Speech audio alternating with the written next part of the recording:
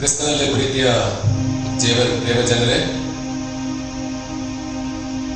ದೇವರು ನಮ್ಮನ್ನ ಕಾಪಾಡಿದಕ್ಕಾಗಿ ದೇವರಿಗೆ ಸ್ತೋತ್ರ ಸಲ್ಲಿಸೋಣ. ಮತ್ತು ಈ ದಿನದಲ್ಲಿ ಸಹ ನಾವು ಚಿಡುಗುಪ್ಪ ಮೆಥಡಿಸ್ಟ್ ಕೇಂದ್ರ ಸಭೆ ಪರವಾಗಿ ಈ ಸಂದೇಶವನ್ನು ಆಲಿಸುವಂತ ನಿಮ್ಮೆಲ್ಲರನ್ನ ವಾಕ್ಯಕ್ಕೆ ಸ್ವಾಗತಿಸಿದ್ದೇವೆ. ದೇವರು ನಿಮ್ಮನ್ನ ಆಶೀರ್ವದಿಸಲಿ. ಮತ್ತು ಈ ಸಂಕಷ್ಟದ ದಿನಗಳಲ್ಲಿ ಅಂದ್ರೆ ಕೊರೋನಾ ಹೆಮ್ಮಾರಿಯ 2ನೇ ಅಲೆಯ ಸಂದರ್ಭದಲ್ಲಿ ಅನೇಕರು ಚಿಂತೆಗೆ ದುಃಖಕ್ಕೆ ಈಡಾಗಿ ಅನೇಕರು ತಮ್ಮ ಪ್ರಿಯರನ್ನ ಆತ್ಮೀಯರನ್ನ ಸ್ನೇಹಿತರನ್ನ ಕಳೆದುಕೊಂಡಿರ್ಬೋದು. ನಿಮ್ಮೆಲ್ಲರಿಗೆ ಸಾಂತ್ವನ ಹೇಳುತ್ತಾ ದೇವರಲ್ಲಿ ಪ್ರಾರ್ಥಿಸ್ತೇವೆ. ದೇವರು ನಿಮಗೆ ಶಾಂತಿ ಸಮಾಧಾನವನ್ನ ದಯಪಾಲಿಸಲಿ. ಪ್ರಾರ್ಥನೆ ಮಾಡುವ. ನಮ್ಮ ರಕ್ಷಕನು ಒಡೆಯನಾದಂತ ಯೇಸು ಸ್ವಾಮಿ, ನಿನ್ನ ವಾಕ್ಯವನ್ನ ನಾವು ಆಲಿಸುವಾಗ ನಮ್ಮ ಜೊತೆಯಲ್ಲಿ ನೀನಿರಬೇಕೆಂಬುದಾಗಿ ಬೇಡುತ್ತೇವೆ. ನಿನ್ನನ್ನ ಹಾಡುಗಳ ಮೂಲಕವಾಗಿ ಸ್ತುತಿಸುವಾಗ ನಮ್ಮನ್ನು ಆಶೀರ್ವದಿಸು. ನಿನ್ನ ಆತ್ಮನಿಂದ ನಮ್ಮನ್ನು ತುಂಬಿಸು. ನಮ್ಮಲ್ಲಿರುವಂತಹ ಎಲ್ಲ ಚಿಂತೆ, ದುಃಖ, ಬಾಧೆ, ನೋವನ್ನು ತೆಗೆದುಹಾಕಬೇಕೆಂಬುದಾಗಿ ನಾವು ಪ್ರಾರ್ಥಿಸುತ್ತೇವೆ.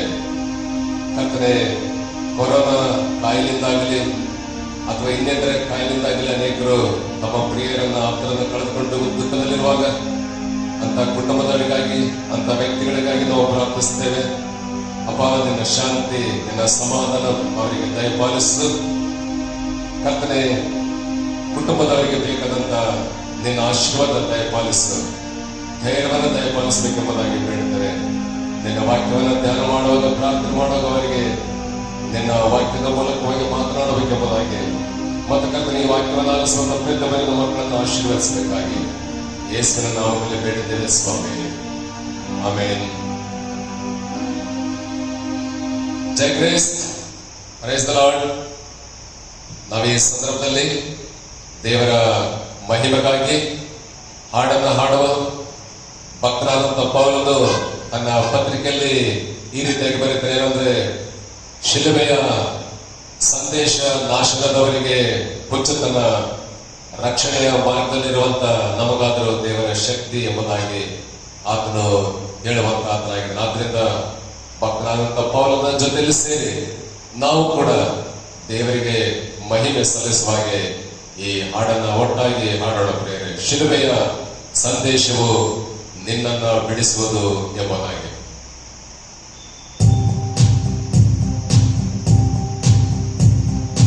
ಶಿಲುಬೆಯ ಸಂದೇಶವು ನಿನ್ನನ್ನು ಬಿಡಿಸುವುದು. ಜೀವನದಲ್ಲಿ ಬರುವಂತಹ ಅನೇಕ ಸಮಸ್ಯೆಗಳಿಗೆ, ಅನೇಕ ತೊಂದರೆಗಳಿಗೆ ಶಿಲುಬೆಯ ಒಂದೇ ಉತ್ತರ ಎಂಬುದಾಗಿ ಭಕ್ತರು. ಯಾಕಂದ್ರೆ ಶಿಲುಬೆಯ ಹೊರತು ಬೇರೆ ಯಾವುದರಲ್ಲಿ ಕೂಡ ನನ್ನ ಹೆಚ್ಚಳ ಇಲ್ಲ. ನಾನು ಒಂದೆಡೆ ರೋಮನ್ ಸಿಟಿಸನ್ಶಿಪ್ ಹೊಂದಿದವನಾಗಿರಬಹುದು ಅಥವಾ ಅಧಿಕಾರ ಹೊಂದಿರಬಹುದು, ನನಗೆ ಜ್ಞಾನ ಇರಬಹುದು. ಆದ್ರೆ ಶಿಲುಬೆಯ ಹೊರತು ಹೆಚ್ಚಳ ಬೇರೆ ಯಾವುದರಲ್ಲಿ ಪಡೆಯುವುದಿಲ್ಲ ಎಂಬುದಾಗಿ ಭಕ್ತನಾದ ಪೌಲನು ಹೇಳುವವರಾಗಿದ್ದಾರೆ.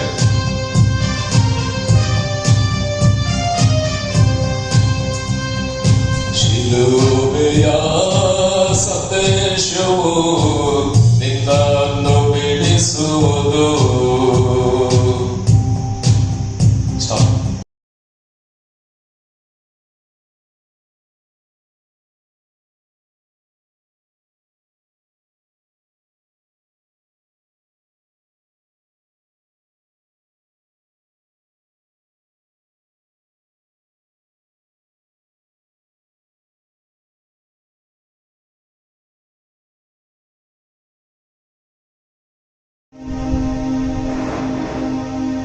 ಪ್ರೀತಿಯ ದೇವಜನರೇ, ನಾವು ದೇವರನ್ನ ಸ್ತುತಿಸಿ ಘನಪಡಿಸುವ ಹಾಗೆ ಉಜ್ಜೀವನ ಗೀತೆಗಳಲ್ಲಿ 321ನೇ ಹಾಡನ್ನು ನಾವು ಹಾಡಿಕೊಳ್ಳೋಣ. ಅಲ್ಲಿ ಭಕ್ತನಾದಂತ ಪೌಲನು ಈ ರೀತಿಯಾಗಿ ಹೇಳ್ತಾನೆ, ಶಿಲುಬೆಯ ಸಂದೇಶವು ನಿನ್ನನ್ನು ಬಿಡಿಸುವುದು. ಜೀವನದಲ್ಲಿರುವಂತಹ ಎಲ್ಲ ಸಮಸ್ಯೆಗಳಿಗೆ ಮತ್ತು ಅನೇಕ ಕಾಯಿಲೆಗಳಿಗೆ, ಕಷ್ಟಗಳಿಗೆ ಶಿಲುಬೆಯೇ ಉತ್ತರ. ಯಾಕಂದ್ರೆ ಶಿಲುಬೆಯನ್ನ ಬಿಟ್ಟು ನನ್ನ ಹೆಚ್ಚಳ ಬೇರೆ ಯಾವುದರಲ್ಲಿ ಕೂಡ ಬೇರೆ ಯಾವುದರಲ್ಲಿ ಕೂಡ ಇಲ್ಲ ಎಂಬುದಾಗಿ ಭಕ್ತನಾದಂತ ಪೌಲನು ಹೇಳ್ತಾನೆ ಪ್ರಿಯರೇ. ಆದ್ರಿಂದ ನಾವು ಪ್ರಾರ್ಥನಾ ಪೂರ್ವಕವಾಗಿ ಈ ಹಾಡನ್ನ ಹಾಡಿಕೊಳ್ಳೋಣ. ಶಿಲುಬೆಯ ಸಂದೇಶವು ನಿನ್ನನ್ನು ಬಿಡಿಸುವುದು, ಶಿಲುಬೆಯ ಸಂದೇಶವು ನಿನ್ನನ್ನು ಬಿಡಿಸುವುದು, ಜೀವನದ ಸಮಸ್ಯೆಗೆ ಶಿಲುಬೆಯ ಉತ್ತರವು, ಜೀವನದ ಸಮಸ್ಯೆಗೆ ಶಿಲುಬೆಯ ಉತ್ತರವು, ಶಿಲುಬೆಯಲ್ಲಿ ಹೊರತು ನಿನ್ನ ಹೆಚ್ಚಳವು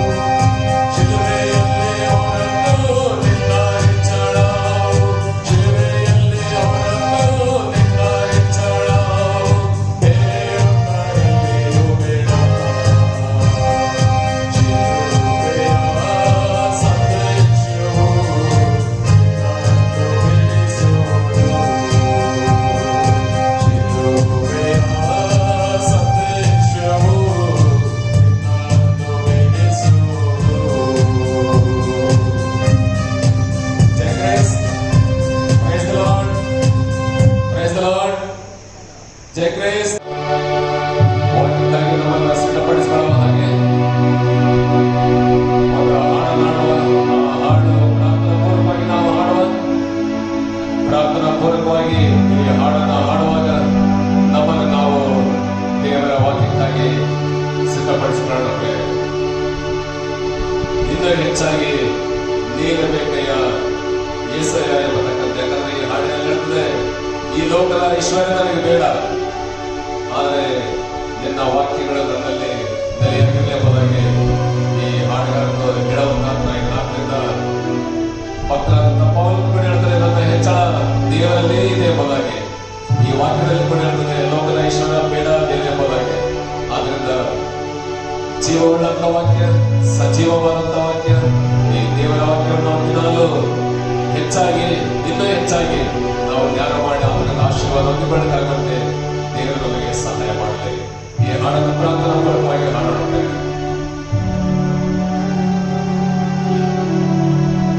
ಇನ್ನೂ ಹೆಚ್ಚಾಗಿ ನೀನು ಬೇಕಯ್ಯ, ಇನ್ನೂ ಹೆಚ್ಚಾಗಿ ನೀನು ಬೇಕಯ್ಯ, ಇನ್ನೂ ಹೆಚ್ಚಾಗಿ ನೀನು ಬೇಕಯ್ಯ, ಇನ್ನೂ ಹೆಚ್ಚಾಗಿ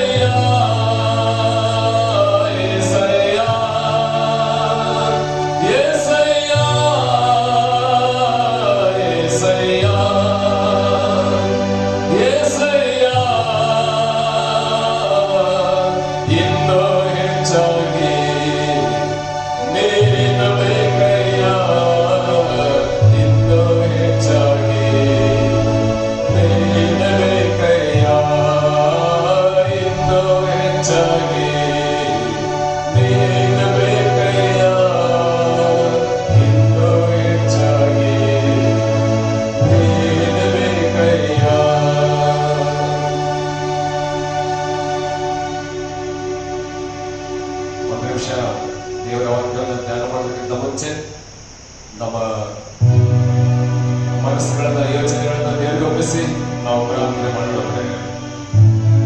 ನಮ್ಮ ರಕ್ಷಕನಾದ ಯೇಸು ಸ್ವಾಮಿ, ಪ್ರತಿದಿನ ನೀವು ನಮಗೆ ಬೇಕು ಸ್ವಾಮಿ, ಹೆಚ್ಚೆಚ್ಚಾಗಿ ಬೇಕು. ಯಾಕಂದ್ರೆ ಈ ಲೋಕದಲ್ಲಿ ನಾವು ಜೀವಿಸುವಾಗ ಅನೇಕ ಕಷ್ಟಗಳು, ಕಾಯಿಲೆಗಳು, ತೊಂದರೆಗಳು, ಗಂಡಾಂತರಗಳು ಪ್ರತಿದಿನ ಎದುರು ಬರೋದನ್ನು ನೋಡ್ತೇವೆ ಸ್ವಾಮಿ. ಆದ್ದರಿಂದ ಕರ್ತನೆ, ನಾವು ನಿನ್ನ ವಾಕ್ಯದಲ್ಲಿ ನೆಲೆಗೊಂಡಿರಲು ಸಹಾಯ ಮಾಡು, ನಿನ್ನ ಶಿಲುಬೆಯಲ್ಲಿ ಹೆಚ್ಚಳ ಪಡಲಿಕ್ಕಾಗುತ್ತೆ ಸಹಾಯ ಮಾಡಬೇಕೆಂಬುದಾಗಿ ಬೇಡ್ತೇವೆ. ಈ ವಾಕ್ಯವನ್ನು ಆಲಿಸುವಂತಹ ಪ್ರತಿಯೊಬ್ಬ ನಿನ್ನ ಮಕ್ಕಳನ್ನು ಆಶೀರ್ವದಿಸು. ಪ್ರತಿಯೊಂದು ಕುಟುಂಬಕ್ಕೆ ನಿನ್ನ ಶಾಂತಿ, ಸಮಾಧಾನ, ಆರೋಗ್ಯ ದಯಪಾಲಿಸಬೇಕಾಗಿ ಯೇಸುವಿನ ನಾಮದಲ್ಲಿ ಬೇಡಿದ್ದೇವೆ ಸ್ವಾಮಿ. ಆಮೆನ್.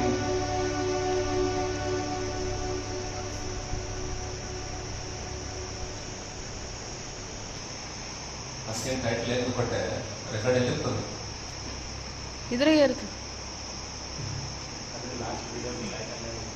ಕೊಡೋ.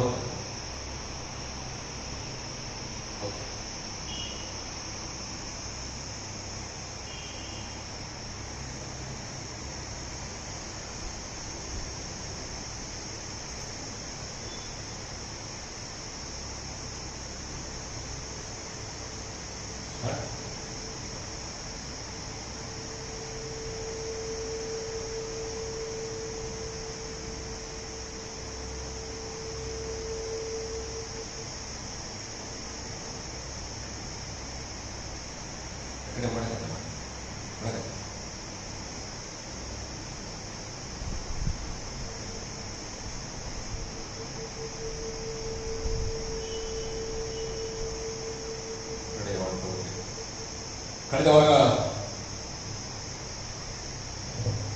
ನಾವು ಧ್ಯಾನ ಮಾಡಿದಂತ ವಿಷಯ ಯೇಸುವನ್ನ ಗುರುತಿಸು ಎಂಬುದಾಗಿ ನಾವು ಧ್ಯಾನ ಮಾಡಿದೆವು. ಅದೇ ರೀತಿಯಲ್ಲಿ ನಮ್ಮ ಚೆಡಿಗೊಪ್ಪ ಸಭೆಯೆಲ್ಲ ಸದಸ್ಯರಿಗೆ ಗೊತ್ತಿರುವಂತಹ ಸಂಗತಿ ಏನಂದ್ರೆ, ನಾವು ಕಳೆದ ಅನೇಕ ವಾರಗಳಿಂದ ಯೇಸುವನ್ನ ಗುರುತಿಸು ಎಂಬತಕ್ಕಂಥ ಶೀರ್ಷಿಕೆಯ ಅಡಿಯಲ್ಲಿ ನಾವು ಕ್ರಿಸ್ತನನ್ನ ಧ್ಯಾನ ಮಾಡ್ತಿದ್ದೇವೆ, ದೇವರ ವಾಕ್ಯವನ್ನು ಧ್ಯಾನ ಮಾಡ್ತಿದ್ದೇವೆ.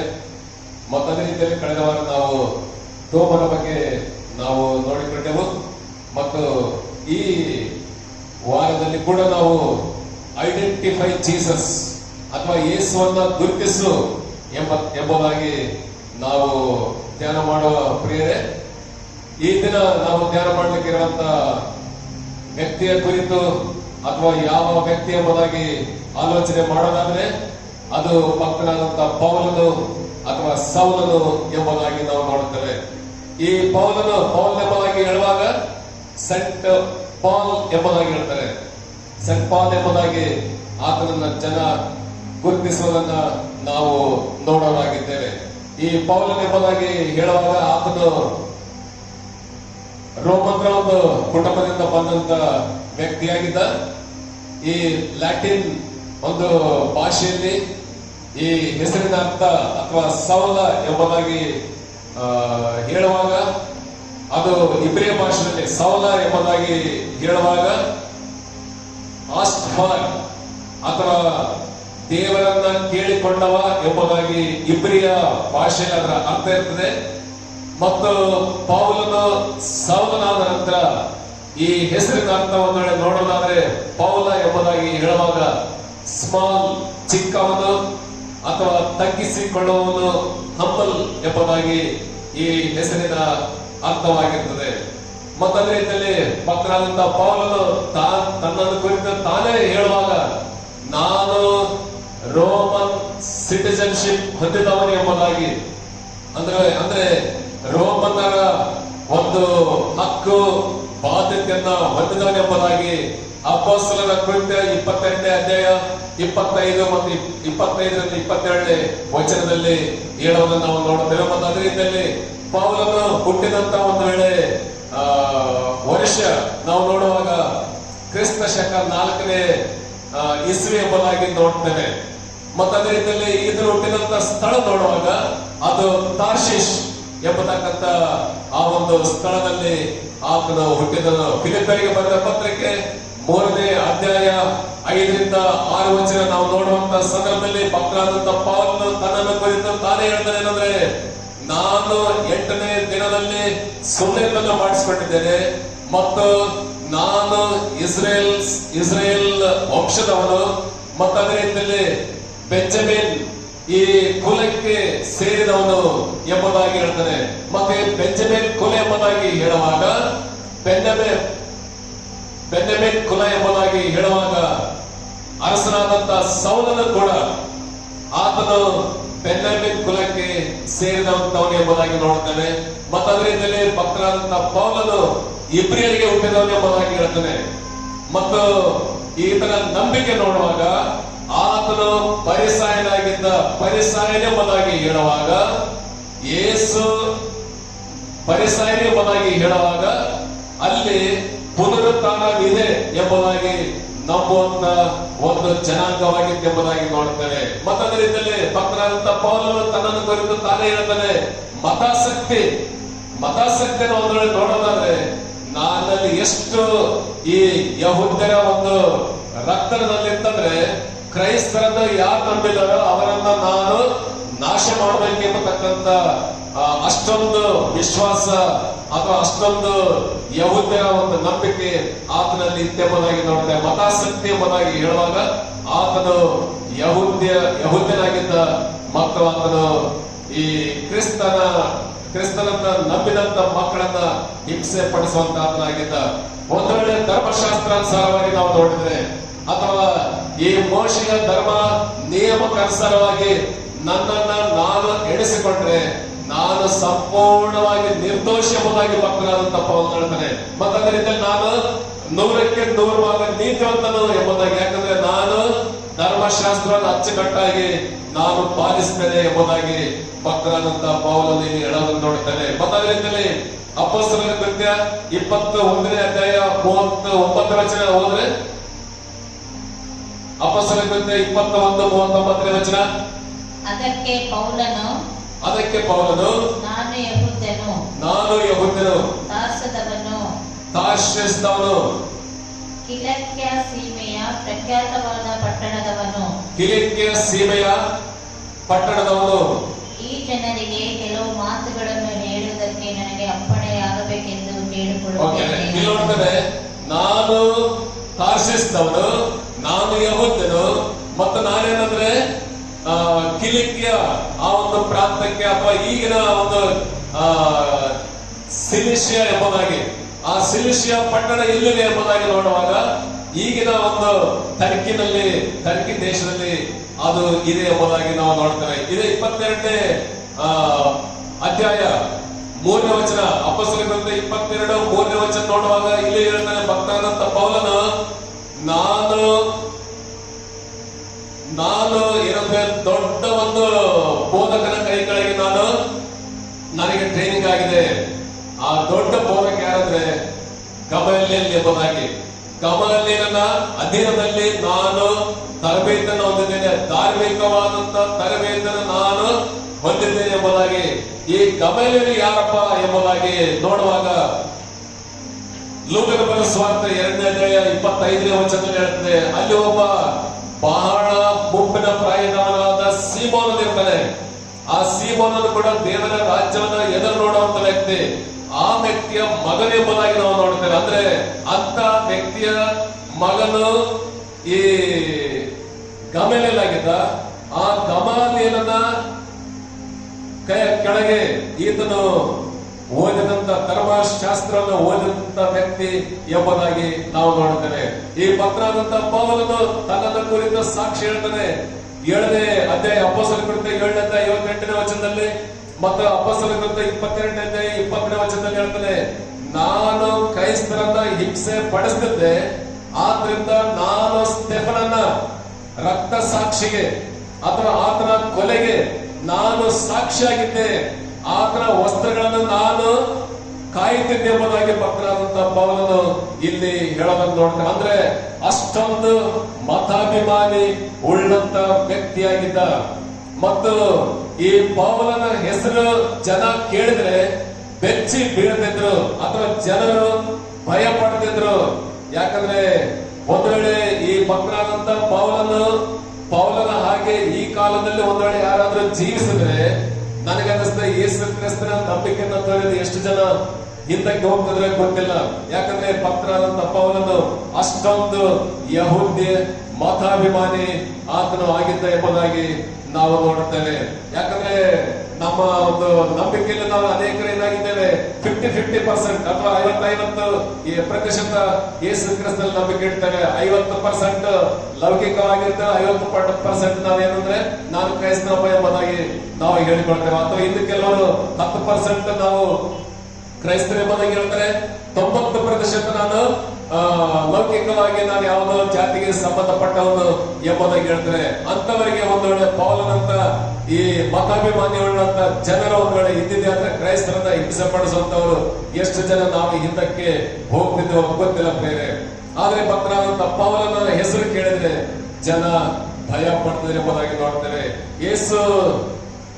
ಯೇಸು ಸ್ವಾಮಿ ಏನಂದ್ರೆ ಅಪೊಸ್ತಲರ ಕೃತ್ಯ 9ನೇ ಅಧ್ಯಾಯ 10 ಮತ್ತು 13ನೇ ವಚನದಲ್ಲಿ ಇಲ್ಲಿ ಹೇಳ್ತೇನೆಂದ್ರೆ ಅನನೀಯನಿಗೆ ಯೇಸು ಸ್ವಾಮಿ ಹೇಳ್ತಾರೆ, ನೀನು ತಾರ್ಷೀಷಿನ ಸೌಲನ ಹತ್ರ ಹೋಗಿ ಎಂಬುದಾಗಿ ಯೇಸು ಸ್ವಾಮಿ ಹೇಳ್ತಾರೆ ಅನನೀಯನಿಗೆ. ಅಲ್ಲಿ ಹೇಳೋ ಸಂದರ್ಭದಲ್ಲಿ ಅವನು ಭಯಪಟ್ಟ ಎಂಬುದಾಗಿ ನೋಡ್ತಾರೆ.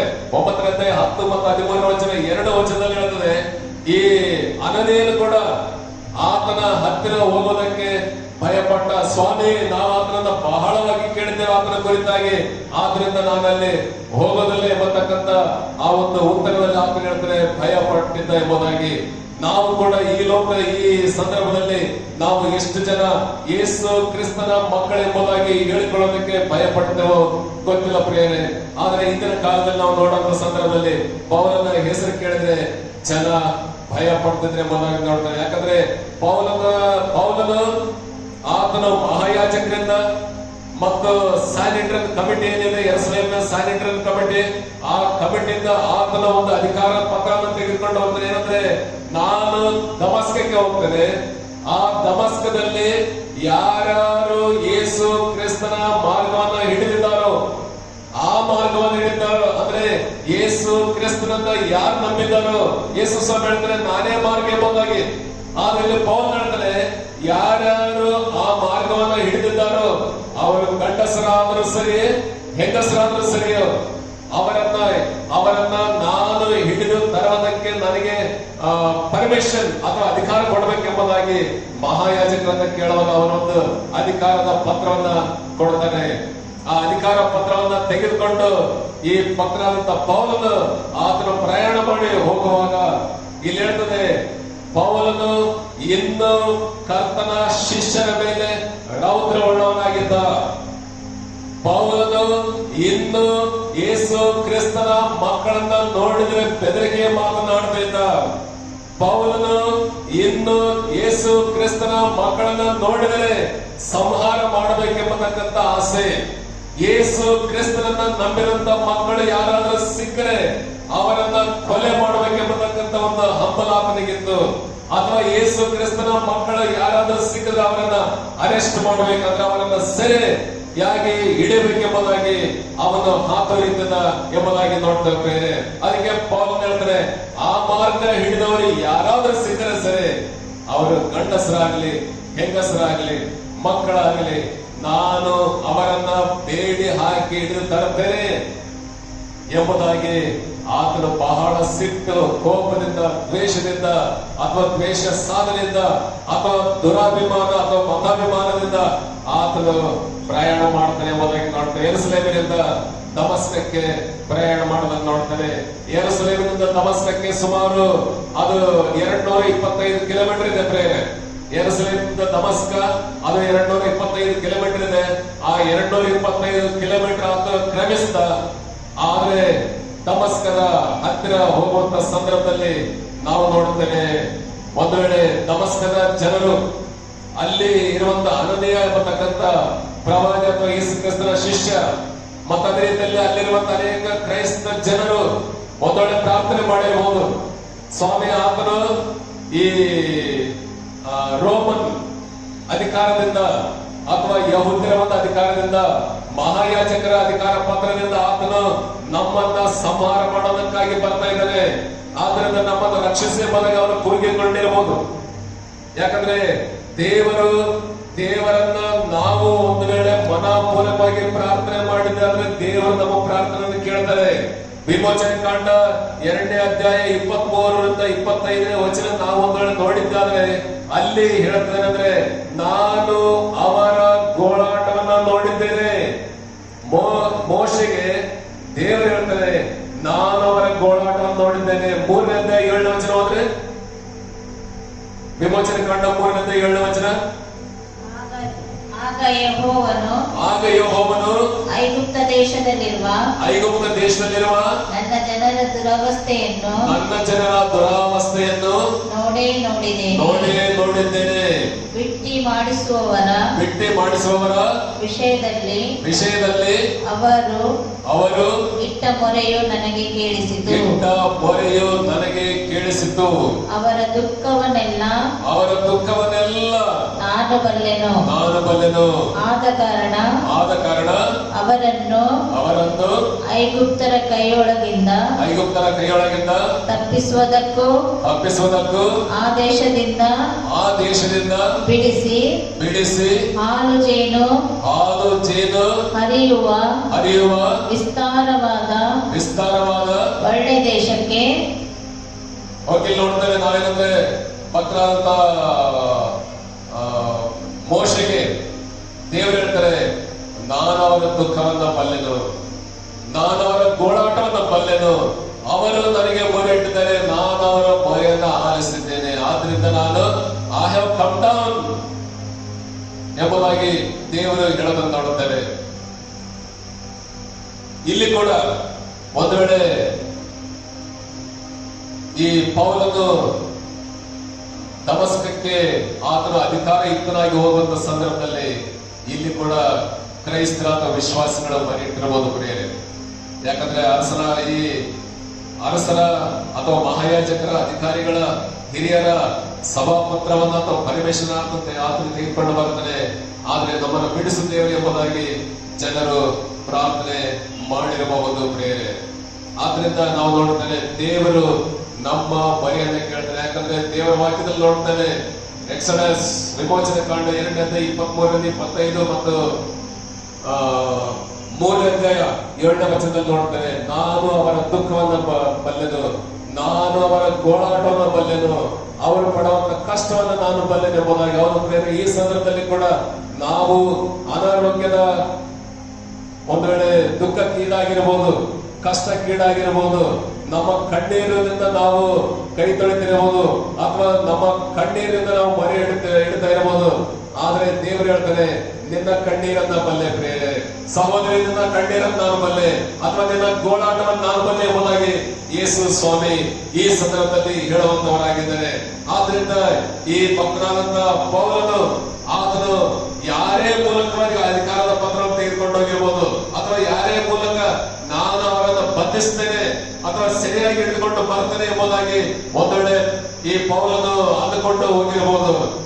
ಆದ್ರೆ ಪ್ರಿಯರೇ, ದಾರಿಯಲ್ಲಿ ನೋಡುವಾಗ ಇದು ದಮಸ್ಕ ದಾರಿ ಹತ್ತಿರ ಇರುವಂತ ಸಂದರ್ಭದಲ್ಲಿ ಅಲ್ಲಿ ಒಂದು ಘಟನೆ ನಡೀತೆ ಅಂದ್ರೆ ಪೌಲನ ಆಲೋಚನೆಗಳು ಬೇರೆ ಆಗಿತ್ತು. ಯಾಕಂದ್ರೆ ದೇವರ ವಾಕ್ಯ ಹೇಳ್ತದೆ, ದೇವರ ಆಲೋಚನೆಗಳು ಮನುಷ್ಯನ ಆಲೋಚನೆಗಳಲ್ಲ ಎಂಬುದಾಗಿ.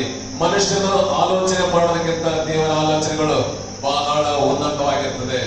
ಜನರ ಮೊರೆ, ವಿಶ್ವಾಸಗಳ ಮೊರೆಯನ್ನು ಕೇಳದ ದೇವರು ಇಲ್ಲಿ ನೋಡ್ತೇನೆ, ಈ ಸೌಲನಿಗೆ ಅಥವಾ ಪೌಲನಿಗೆ ದೇವರು ಕಾಣಿಸಿಕೊಂಡ ಎಂಬುದಾಗಿ ನೋಡ್ತೇವೆ. The lord of hosts appeared to Saul in a great passion, that is through lighting. ದೇವರು, ಯೆಹೋವ ದೇವರು, ನಮ್ಮನ್ನ ಉಂಟು ಮಾಡಿದಂತ ದೇವರು ಮೋಶೆಗೆ, ನಮ್ಮನ್ನು ಉಂಟು ಮಾಡಿದಂತ ದೇವರು ಮೋಶೆಗೆ ಯಾವ ರೀತಿಯಲ್ಲಿ ಕಾಣಿಸಿಕೊಂಡದೋ ಇಲ್ಲಿ ಕೂಡ ಸೌಲನಿಗೆ ಅಥವಾ ಪೌಲನಿಗೆ ಆತನು ಬೆಳಕಿನ ಮೂಲಕ ಕಾಣಿಸಿಕೊಂಡದನ್ನ ನಾವು ನೋಡ್ತೇವೆ. 9ನೇ ಅಧ್ಯಾಯ ಅಪೊಸ್ತಲರ ಕೃತ್ಯ 9ನೇ ಅಧ್ಯಾಯ 3ನೇ ವಚನದಲ್ಲಿ ನೋಡ್ತೇವೆ. ದಮಸ್ಕದ ಹತ್ತಿರ ಎಷ್ಟು ಕ್ಲಿಯರ್ ಆಗಿದೆ ನೋಡ್ರಿ. ಯಾಕಂದ್ರೆ ಜನ ಯೋಚನೆ ಮಾಡಿರುವುದು ಇನ್ನೂ ಒಂದು ಅರ್ಧ ತಾಸು ಅಥವಾ ಇನ್ನೂ ಒಂದು ತಾಸಿನಲ್ಲಿ ಅಥವಾ ಇನ್ನೊಂದು ಗಂಟೆಯಲ್ಲಿ ನಮ್ಮ ಊರ ಒಳಗೆ ಆತನು ಪ್ರವೇಶ ಮಾಡ್ತಾನೆ ಎಂಬತಕ್ಕಂತ ಭಯ ಭೀತಿಯಲ್ಲಿ ಜನರು ಪ್ರಾರ್ಥನೆ ಮಾಡಿರ್ಬೋದು. ಆದ್ರೆ ಇಲ್ಲಿ ನೋಡ್ತೇವೆ, ಇನ್ನು ಸ್ವಲ್ಪ ದೂರ ಇರುವಂತ ಸಂದರ್ಭದಲ್ಲಿ ದೇವರು ಆಕಾಶದೊಳಗಿಂದ ಸೌಲನಿಗೆ ಕಾಣಿಸ್ಕೊಂಡ ಎಂಬುದಾಗಿ ನೋಡ್ತೇವೆ. ಯಾಕಂದ್ರೆ ಒಂದು ದೊಡ್ಡ ಬೆಳಕು ಮಿಂಚಿತು. ಆ ಮಿಂಚಿನ ಒಬ್ಬದಲ್ಲಿ ದೊಡ್ಡ ಬೆಳಕು ಕಾಣಿಸ್ಕೊಂಡಾಗ ಇಲ್ಲಿ ನೋಡ್ತೇವೆ, ಅದು ಮಧ್ಯಾಹ್ನದಲ್ಲಿ ಎಂಬುದಾಗಿ ನೋಡ್ತೇವೆ. ದೇವರ ಬೆಳಕು ಪೌಲನಿಗೆ ಮಧ್ಯಾಹ್ನದಲ್ಲಿ, ಯಾಕಂದ್ರೆ ಅಪೊಸ್ತಲರ ಕೃತ್ಯ 22ನೇ 6ನೇ ವಚನದಲ್ಲಿ ಹೇಳ್ತದೆ, ದೇವರು ನನಗೆ ಮಧ್ಯಾಹ್ನದಲ್ಲಿ ಕಾಣಿಸ್ಕೊಂಡ ಎಂಬುದಾಗಿ ಹೇಳ್ತದೆ. ಅಂದ್ರೆ ಈ ಮಧ್ಯಾಹ್ನದ ಸೂರ್ಯನ ತೇಜಸ್ಸು ಎಷ್ಟಿರ್ಬೋದು, ಅದರ ಪ್ರಖರತೆ ಎಷ್ಟಿರ್ಬೋದು, ಆದ್ರೆ ಅದಕ್ಕಿಂತಲೂ ಡಬಲ್ ಆಗಿ ಅಥವಾ ಸೂರ್ಯನ ಬೆಳಕಿಗಿಂತಲೂ ಹೆಚ್ಚಾದ ಬೆಳಕು ಆತನಿಗೆ ಕಾಣಿಸ್ಕೊಂಡದ್ರಿಂದ ಆತನು ಆ ಬೆಳಕಿಗೆ ಬೆಚ್ಚಿ ಬಿದ್ದು ಆತನ ಕೆಳಗಡೆ ಬಿದ್ದು ಎಂಬುದಾಗಿ ನೋಡ್ತಾರೆ. 11ನೇ ವಚನ, ಇದೇ 22ನೇ ಅಧ್ಯಾಯ ಅಂದ್ರೆ ಅಪೊಸ್ತಲರ ಕೃತ್ಯ 22ನೇ ಅಧ್ಯಾಯ 11ನೇ ವಚನ ನೋಡ್ತಾರೆ, ಆತನ ಕಣ್ಣು ಕುರುಡಾದ ಎಂಬುದಾಗಿ ನೋಡ್ತಾರೆ. ಈ ಒಬ್ಬ ವ್ಯಕ್ತಿ ದೇವರ ಮಕ್ಕಳನ್ನ ಹಿಂಸೆ ಪಡಿಸಬೇಕೆಂಬುದಾಗಿ ಹೋದ. ಆತನ ಆಲೋಚನೆ ಬೇರೆ ಇತ್ತು.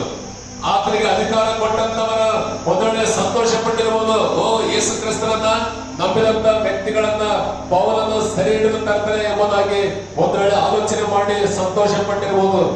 ಆದ್ರೆ ದೇವರ ಆಲೋಚನೆ ಬೇರೆ ಇತ್ತು. ಯಾಕಂದ್ರೆ ದೇವರ ಮಕ್ಕಳ ಪ್ರಾರ್ಥನೆ ದೇವರು ಕೇಳ್ತಾರೆ. ಪ್ರೇರೆ ಇಲ್ಲಿ ನೋಡ್ತಾರೆ, ಈ ಪೌಲನು ಆಕಾಶದಲ್ಲಿ ಬೆಳಕನ್ನ ಕಂಡ, ಆತನ ಕಣ್ಣು ಕುರುಡಾದವು, ಆತನು ನೆಲಕ್ಕೆ ಬಿದ್ದ. ಅದು ಮಧ್ಯಾಹ್ನದ ಸಮಯದಲ್ಲಿ ಎಂಬುದಾಗಿ ನೋಡ್ತೇವೆ. ಆಗ ಯೇಸು ಸ್ವಾಮಿ ಪ್ರಶ್ನೆ ಮಾಡ್ತಾರೆ. ಏನಂದ್ರೆ, ಸೌಲನೇ ಸೌಲನೇ ನನ್ನನ್ನ ಯಾಕೆ ಹಿಂಸೆ ಪಡಿಸ್ತಿ ಎಂಬುದಾಗಿ. 9ನೇ ಅಧ್ಯಾಯ 4ನೇ ವಚನ, 22ನೇ ಅಧ್ಯಾಯ 7ನೇ ವಚನ, ಅಪೊಸ್ತಲರ ಕೃತ್ಯ 22:7ನೇ ವಚನದಲ್ಲಿ ಕೂಡ ಆತನ ಸಾಕ್ಷಿಯಾಗಿ ಹೇಳ್ತಾರೆ. ಅಲ್ಲಿ ಸೌಲನ ಹೇಳ್ತಾರೆ ಏನಂದ್ರೆ, ಸೌಲನೇ ಸೌಲನೇ ನನ್ನನ್ನು ಯಾಕೆ ಹಿಂಸೆ ಪಡಿಸ್ತಿ ಎಂಬುದಾಗಿ ಯೇಸು ಕ್ರಿಸ್ತ ನನ್ನನ್ನು ಕೇಳಿದೆ ಎಂಬುದಾಗಿ ಸೌಲನ ಹೇಳ್ತಾರೆ. ಮತ್ತು ಅಪೊಸ್ತಲರ ಕೃತ್ಯ 26:14ನೇ ವಚನದಲ್ಲಿ ಕೂಡ ಹೇಳ್ತಾರೆ, ಸೌಲನೇ ಸೌಲನೇ ಯಾಕೆ ನನ್ನನ್ನು ಹಿಂಸೆ ಪಡಿಸ್ತಿ ಎಂಬುದಾಗಿ ಅಲ್ಲಿ ಕೂಡ ಈ ಸೌಲನು ಜನರ ಮುಂದೆ ಅಥವಾ ಪೌಲನು ಸಾಕ್ಷಿ ಹೇಳೋದನ್ನು ನೋಡ್ತಾರೆ. ಅಂದ್ರೆ ಲೂಕನು ಈ ಅಪೊಸ್ತಲರ ಕೃತ್ಯ ಬರೆದಂತ ಸಂದರ್ಭದಲ್ಲಿ ಇದು 3 ಸಾರಿ ಆತನ ರೆಕಾರ್ಡ್ ಮಾಡ್ತಾರೆ. 3 ಸಾರಿ ಆತನು ಬರೆದದ್ದೇನೆಂದ್ರೆ, ಯೇಸು ಕ್ರಿಸ್ತನ ಖಚಿತವಾಗಿ, ಖಂಡಿತವಾಗಿ, ದೃಢವಾಗಿ ಪೌಲನಿಗೆ ಕಾಣಿಸಿಕೊಂಡ ಎಂಬುದಾಗಿ ತಿಳಿಯಪಡಿಸಲಿಕ್ಕೆ ಭಕ್ತನಾದಂತ ಲೂಕನು ಅದು 3 ಸಾರಿ ಆತನು ಬರೆಯೋದನ್ನು ನೋಡುತ್ತೇವೆ. ಆಗ 26ನೇ ಅಧ್ಯಾಯ 14ನೇ ವಚನದಲ್ಲಿ ಭಕ್ತನಾದಂತ ಪೌಲನು ಹೇಳಿದ್ರೆ, ನನಗೆ ದೇವರು ಏನಂತ ಹೇಳಿದಂದ್ರೆ, ಪೌಲನೇ ನೀನು ಮುಳ್ಳುಗೋಲನ್ನ ಒದಿಯುವುದು ನಿನಗೆ ಕಷ್ಟ. ಅಂದ್ರೆ ದೇವರಿಗೆ ವಿರುದ್ಧವಾಗಿ ಮಾಡುವಂತ ಕಾರ್ಯಗಳು ಅದು ನಾವು ಮುಳ್ಳಿನ ಕೋಲಿಗೆ ಒದ್ದಷ್ಟು ಅದು ನಮಗೆ ಕಷ್ಟವಾಗುತ್ತೆ ಎಂಬುದಾಗಿ. ನಾವು ದೇವರ ಸೇವಕರಿಗೆ ಹಿಂಸೆ ಮಾಡಿದ್ರೆ ಅದು ಮುಳ್ಳು ಗೋಲನ್ನ ಒದ್ದಂತೆ ಎಂಬುದಾಗಿ ನೋಡ್ತೇವೆ. ಅದಕ್ಕೆ ಯೇಸು ಸ್ವಾಮಿಗೆ ಅದನ್ನು ನೇರವಾಗಿ ಹಿಂಸೆ ಮಾಡಲಿಲ್ಲ. ಯಾವ ರೀತಿಯಲ್ಲಿ ಶಿಲುಬೆಯಲ್ಲಿರುವಾಗ ಈ ಸೈನಿಕರಾಗಲಿ ಸಿಪಾಯಿಗಳಾಗಲಿ ಯೇಸು ಕ್ರಿಸ್ತನ ಯಾವ ರೀತಿಯಲ್ಲಿ ಹಿಂಸೆ ಪಡಿಸಿದ್ರು ಆ ರೀತಿಯಲ್ಲಿ ಹಿಂಸೆ ಪಡಿಸಲಿಲ್ಲ. ಪೌಲನ ಮಾತು ಕೂಡ ಆಡಲಿಲ್ಲ. ಆದ್ರೆ ಯೇಸು ಸ್ವಾಮಿ ಹೇಳ್ತಾರೆ, ಪೌಲನೇ ಪೌಲನೇ ಯಾಕೆ ನನ್ನನ್ನ ಹಿಂಸೆ ಪಡಿಸುತ್ತಿ ಎಂಬುದಾಗಿ. ಅಂದ್ರೆ ಈ ಯೇಸು ಕ್ರಿಸ್ತನ ಮಕ್ಕಳಿಗೆ ಆಗುವಂತ ನೋವು ಅದು ಯೇಸು ಕ್ರಿಸ್ತನಿಗೆ ಆಗ್ತದೆ. Hallelujah, praise the lord, praise the lord. ಯಾಕಂದ್ರೆ ಯೇಸು ಕ್ರಿಸ್ತನ ಮಕ್ಕಳ ನಾವಾಗಿದ್ದೇವೆ. ನನ್ನಲ್ಲಿ ಯೇಸು ಕ್ರಿಸ್ತನ ಮುದ್ರೆ ಇದೆ. ನಾನು ಯೇಸು ಕ್ರಿಸ್ತನ ರಕ್ತದ ಮೂಲಕವಾಗಿ ತೊಳೆಯಲ್ಪಟ್ಟಿದ್ದೇನೆ. ನಾನು ಯೇಸು ಕ್ರಿಸ್ತನ ರಕ್ತದ ಮೂಲಕವಾಗಿ ಶುದ್ಧಿ ಮಾಡಲ್ಪಟ್ಟಿದ್ದೇನೆ. ಆದ್ರಿಂದ ಯೇಸು ಸ್ವಾಮಿ ಹೇಳ್ತಾರೆ, ನನ್ನ ಪರವಾಗಿ ಪೌಲನಿಗೆ ಅಥವಾ ನನ್ನ ಪರವಾಗಿ ಹಿಂಸೆ ಪಡಿಸುವಂತ ಮಕ್ಕಳಿಗೆ ಅಥವಾ ಹಿಂಸೆ ಪಡಿಸುವಂತ ವ್ಯಕ್ತಿಗಳಿಗೆ ದೇವರು ಹೇಳ್ತಾರೆ, ನೀನು ಯಾಕೆ ನನ್ನನ್ನ ಹಿಂಸೆ ಪಡಿಸ್ತಿ ಎಂಬುದಾಗಿ. ಅಂದ್ರೆ ದೇವರನ್ನ ಯಾರು ನೇರವಾಗಿ ಹಿಂಸೆ ಪಡಿಸಲ್ಲ, ಆದ್ರೆ ಯೇಸು ಕ್ರಿಸ್ತನ ಮಕ್ಕಳನ್ನ ಯಾರು ಹಿಂಸೆ ಪಡಿಸ್ತಾರ ಅದು ನೇರವಾಗಿ ಯೇಸು ಕ್ರಿಸ್ತನಿಗೆ ತಾಕುವಂತದಾಗಿದೆ ಬೇರೆ. ಆದ್ರಿಂದ ಈ ವಾಣಿ ಯಾವ ಭಾಷೆಯಲ್ಲಿ ಆಯ್ತಂದ್ರೆ, ಇದೇ ಪೌಲನು 26ನೇ ಅಂದ್ರೆ ಅಪೊಸ್ತಲರ ಕೃತ್ಯ 26:14ನೇ ವಚನದಲ್ಲಿ ಹೇಳ್ತಾರೆ, ಆತನು ನನಗೆ ಇಬ್ರಿಯ ಭಾಷೆಯಲ್ಲಿ ಮಾತನಾಡಿದೆ ಎಂಬುದಾಗಿ. Praise the lord. ದೇವರು ನಮ್ಮೊಟ್ಟಿಗೆ ಯಾವುದೋ ಅನ್ಯ ಭಾಷೆಯಲ್ಲಿ ದೇವರು ಮಾತಾಡೋದಿಲ್ಲ. ಆದ್ರೆ ನಮಗೆ ಅರ್ಥವಾಗುವಂತ ಭಾಷೆ ಭಾಷೆಯಲ್ಲಿ ದೇವರು ಮಾತಾಡ್ತಾನೆ. ನಾನು ಒಂದ್ ವೇಳೆ ಕನ್ನಡ ನನಗೆ ಬರ್ತದಂದ್ರೆ ದೇವರು ಕನ್ನಡದಲ್ಲಿ ನಮಗೆ ಮಾತಾಡ್ತಾರೆ. ನನಗೆ ಹಿಂದಿ ಬರ್ತದ್ರೆ ಹಿಂದಿ ಭಾಷೆಯಲ್ಲಿ ಮಾತಾಡ್ತಾರೆ. ನನಗೆ ಒಂದ್ ವೇಳೆ ತೆಲುಗು ಬರ್ತದ್ರೆ ತೆಲುಗು ಭಾಷೆಯಲ್ಲಿ ದೇವರು ನನಗೆ ಮಾತಾಡ್ತಾರೆ. ಒಂದ್ ವೇಳೆ ನಾನು ಬೇರೆ ಯಾವುದೋ ಭಾಷೆ ನನಗೆ ಬರ್ತದೆ, ಒಂದ್ ವೇಳೆ ಮಲಯಾಳಂ ಇರ್ಬೋದು ಅಥವಾ ಇನ್ನಿತರ ಭಾಷೆ ಇರ್ಬೋದು, ದೇವರು ನನ್ನ ಜೊತೆಯಲ್ಲಿ ಅದೇ ಭಾಷೆಯಲ್ಲಿ ಮಾತನಾಡುವಂತ ದೇವರಾಗಿದ್ದಾರೆ. ಆದ್ರಿಂದ ಪೌಲನು ಹೇಳ್ತಾನೆ, ದೇವರು ನನ್ನೊಂದಿಗೆ ಇಬ್ರಿಯ ಭಾಷೆಯಲ್ಲಿ ಮಾತಾಡಿದ್ದೇನೆ ಎಂಬುದಾಗಿ. ಆದ್ರಿಂದ ಪ್ರೇರೆ ಈ ಸಂದರ್ಭದಲ್ಲಿ ನೋಡ್ತೇನೆ, ಯೇಸು ಸ್ವಾಮಿ ಅಷ್ಟೆಲ್ಲ ಪ್ರಶ್ನೆ ಮಾಡಿದ, ಏನಂದ್ರೆ ನನ್ನನ್ನು ಯಾಕೆ ಹಿಂಸೆಪಡಿಸ್ತೆ ಎಂಬುದಾಗಿ ಹೇಳುವಾಗ ಪೌಲನ ಒಂದು ದೀನ ಭಾವದಿಂದ ಆತನು ಕೂಡ ಉತ್ತರ ಇರಬಹುದು, ಆದ್ರೆ ಅದು ಪ್ರಶ್ನೆಯಾಗಿ ಕೇಳ್ತಾರೆ. ಆತರ ಒಂದು ಉತ್ತರ ಇರಬಹುದು, ಆದ್ರೆ ಪ್ರಶ್ನೆಯಾಗಿ ಕೇಳ್ತಾರೆ. ಏನಂದ್ರೆ ತನ್ನನ್ನು ತಗ್ಗಿಸಿಕೊಳ್ತಾನೆ, ಸಂಪೂರ್ಣವಾಗಿ ತಗ್ಗಿಸಿಕೊಂಡು ಆತನ ಕೇಳ್ತಾನೆ, ಕರ್ತನೇ ನೀನಾರು ಎಂಬುದಾಗಿ.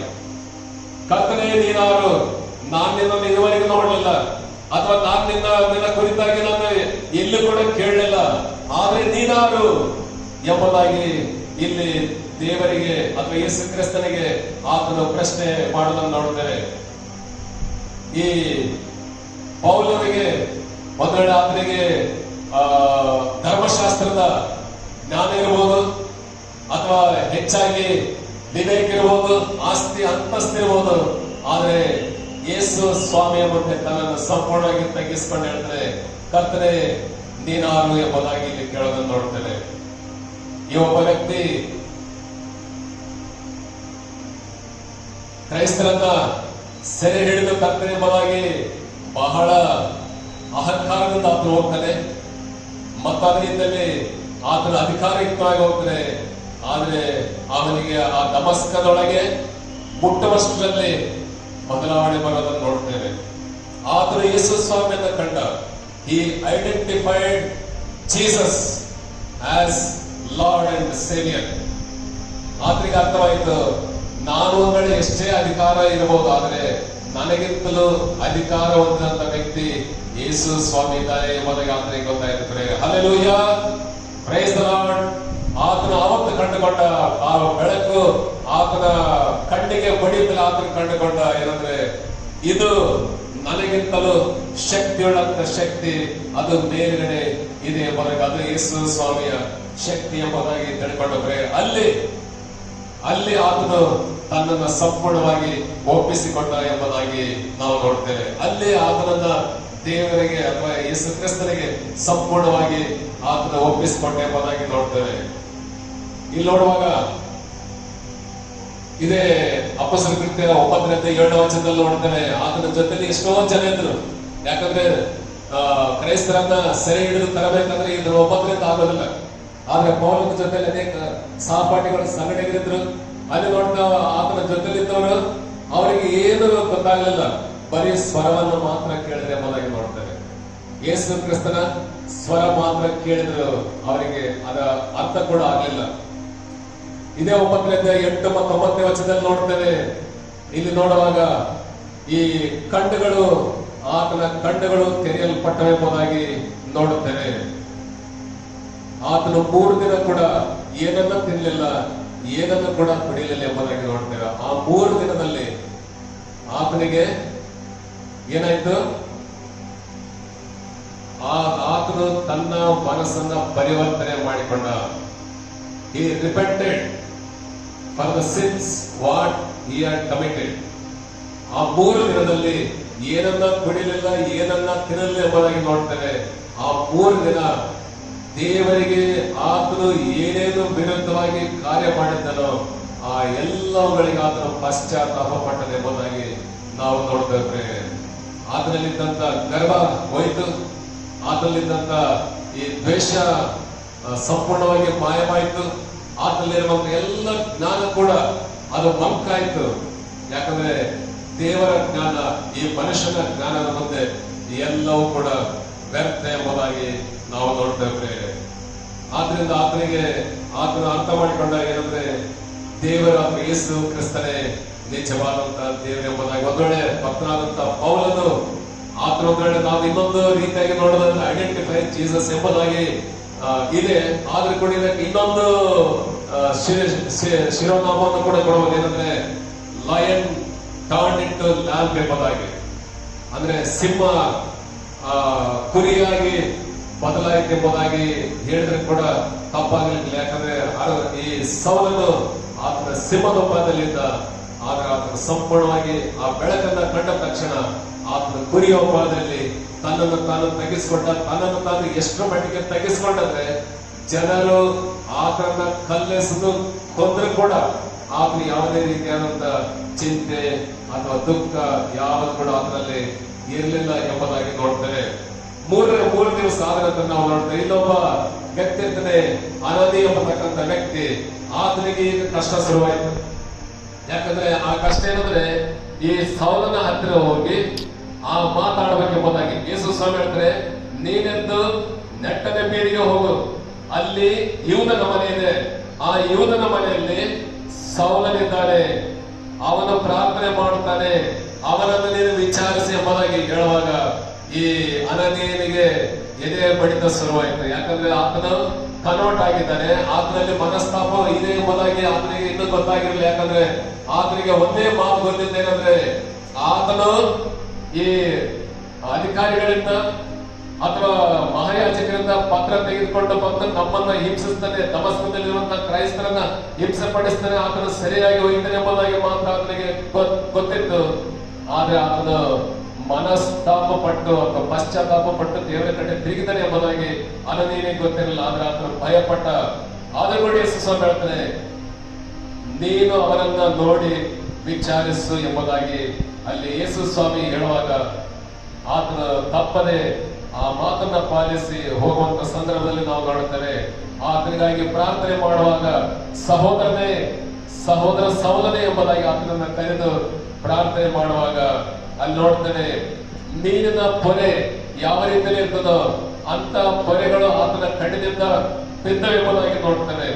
ಮತ್ತು ಒಂದ್ ವೇಳೆ ಈ 3 ದಿನದಲ್ಲಿ ಆ ನೋಡಿದಂತ ಬೆಳಕಿಗೆ ಆತನ ಒಂದ್ ವೇಳೆ ಕಣ್ಣಿನಲ್ಲಿ ಕ್ಯಾಟ್ರೈಟ್ ಒಂದ್ ವೇಳೆ ಡೆವಲಪ್ ಆಗಿರಬಹುದು. ಆದ್ರೆ ಇಲ್ಲಿ ನೋಡ್ತೇನೆ, ಈ ಅನನೀಯನೆಂಬತಕ್ಕಂಥ ಭಕ್ತನು ಹೋಗಿ ಪ್ರಾರ್ಥನೆ ಮಾಡುವಾಗ ಆತನ ಕಣ್ಣಿನಲ್ಲಿ ಏನೋ ಕೆಳಗಡೆ ಬಿದ್ದು ಪರಿಗಳು ಬಿದ್ದು ಎಂಬುದಾಗಿ ನಾವು ನೋಡ್ತೇವೆ ಪ್ರೇರೆ. ಆದ್ರಿಂದ ಈ ಸೌಲನು ಅಥವಾ ಈ ಪೌಲನೆಂಬತಕ್ಕಂಥ ಸೌಲನೆಂಬತಕ್ಕಂಥ ಪೌಲನು ಯೇಸು ಸ್ವಾಮಿಯನ್ನ ದಮಸ್ಕದ ಹತ್ತಿರ ದಾರಿಯಲ್ಲಿ ನೋಡಿದಾಗ ಆತನ ಯೇಸು ಕ್ರಿಸ್ತನೇ ದೇವರೆಂಬುದಾಗಿ ಗುರುತಿಡಿದ. ಆತನ 3 ದಿನ ಉಪವಾಸವಿದ್ದು ಆತನು ಪ್ರಾರ್ಥನೆ ಮಾಡಿದ, ತನ್ನನ್ನು ತಗ್ಗಿಸಿಕೊಂಡ, ಆತನು ಸಂಪೂರ್ಣವಾಗಿ ದೇವರಿಗೆ ಒಪ್ಪಿಸಿಕೊಟ್ಟ ಎಂಬುದಾಗಿ ನೋಡ್ತೇವೆ. ಆದ್ರಿಂದ ನಾವು ಸಹ ಯೇಸು ಕ್ರಿಸ್ತನನ್ನ ಗುರುತು ಹಿಡಿಯೋಣ. ಯೇಸು ಕ್ರಿಸ್ತನನ್ನ ಗುರುತು ಹಿಡಿಯೋದು ಎಷ್ಟರ ಮಟ್ಟಿಗೆ ಅಂದ್ರೆ ನಮ್ಮನ್ನು ನಾವು ಸಂಪೂರ್ಣವಾಗಿ ತಗ್ಗಿಸಿಕೊಳ್ಬೇಕು, ನಮ್ಮನ್ನು ನಾವು ದೇವರಿಗೆ ಸಂಪೂರ್ಣವಾಗಿ ಒಪ್ಪಿಸಿಕೊಳ್ಬೇಕು. ನಮ್ಮನ್ನು ನಾವು ದೇವರಿಗೆ ಒಪ್ಪಿಸಿಕೊಟ್ಟಾಗ ದೇವರು ನಮ್ಮನ್ನ, ಈ ಪೌಲನನ್ನ ಯಾವ ರೀತಿಯಲ್ಲಿ ಆತನ ಉಪಯೋಗ ಮಾಡಿದ್ರೆ ಅದೇ ರೀತಿಯಲ್ಲಿ ನಮ್ಮನ್ನು ಕೂಡ ದೇವರು ಆಶೀರ್ವದಿಸ್ತಾರೆ, ನಮ್ಮನ್ನು ಕೂಡ ದೇವರು ಉಪಯೋಗ ಮಾಡ್ತಾರೆ. ದೇವರು ನಮಗೆ ಸಹಾಯ ಮಾಡಲಿ. ಮತ್ತು ನಾವು ದೇವರ ವಾಕ್ಯವನ್ನು ಪ್ರತಿದಿನ ಧ್ಯಾನ ಮಾಡಲಿಕ್ಕಾಗುತ್ತೆ. ದೇವರು ನಮಗೆ ತನ್ನ ಆತ್ಮನ ಆಶೀರ್ವಾದ ದಯಪಾಲಿಸಲಿ ಎಂಬುದಾಗಿ ಪ್ರಾರ್ಥನೆ ಮಾಡೋಣ. ಪ್ರೇರೆ ನಮ್ಮನ್ನು ಅತಿಯಾಗಿ ಪ್ರೀತಿ ಮಾಡುವಂತ ನಮ್ಮ ರಕ್ಷಕನೇ ಸ್ವಾಮಿ, ಈ ಪವಿತ್ರವಾದಂತಹ ವಾಕ್ಯಕ್ಕಾಗಿ ನಿಮಗೆ ಸ್ತೋತ್ರ ಸಲ್ಲಿಸ್ತೇವೆ. ಅವ್ರ ಕರ್ತನೆ, ಸೌಲನು ಪೌಲನಾಗಿ ಮಾರ್ಪಾಟು ಹೊಂದಿದ, ಆತನು ಸಿಂಹದ ಬದಲಿದ್ದ, ಆತನ ಗುರಿಯ ಹಾಗೆ ಮಾರ್ಪಾಟು ಹೊಂದಿದೆ ಎಂಬುದಾಗಿ ನೋಡ್ತೇವೆ. ಯಾಕಂದ್ರೆ ಆತನು ನಿನ್ನ ಗುರುತನ್ನು ಹಿಡಿದ ಸ್ವಾಮಿ. ನಾವು ಕರ್ತನೆ ಲೋಕದಲ್ಲಿ ಜೀವಿಸುವಾಗ ನಿನ್ನನ್ನು ಗುರುತಿಸಿ, ನಿನ್ನ ವಾಕ್ಯಗಳನ್ನು ಧ್ಯಾನಿಸಿ, ನಿನ್ನ ಮಾರ್ಗದಲ್ಲಿ ನಾವು ನಡೀಲಿಕ್ಕಾಗುತ್ತೆ ನಮಗೆ ಸಹಾಯ ಮಾಡಬೇಕೆಂಬುದಾಗಿ ಹೇಳ್ತೇವೆ. ಈ ವಾಕ್ಯವನ್ನು ಆಲಿಸಿದಂತ ಪ್ರತಿಯೊಬ್ಬ ನಿನ್ನ ಮಕ್ಕಳನ್ನ, ಅವರ ಕುಟುಂಬವನ್ನ ಆಶೀರ್ವದಿಸಬೇಕಾಗಿ ಯೇಸುವಿನ ದಿವ್ಯನಾಮದಲ್ಲಿ ಬೇಡಿದ್ದೇನೆ ಸ್ವಾಮಿ. ಆಮೇನ್, ಆಮೇನ್. ಈಗ ನಮ್ಮ ಕರ್ತನಾದ ಯೇಸು ಕ್ರಿಸ್ತನ ಕೃಪೆಯು, ತಂದೆಯಾದ ದೇವರ ಪ್ರೀತಿಯು, ಪರಿಶುದ್ಧಾತ್ಮನ ಅನ್ಯೋನ್ಯತೆಯ ಸಹವಾಸವು ಈಗಲೂ ಯಾವಾಗ ನಮ್ಮೆಲ್ಲರಿಗೆ ನಿರಂತರ ನೆಲೆಯಾಗಿರಲಿ. ಆಮೇನ್. ಜೈ ಕ್ರಿಸ್ತ. Praise the lord.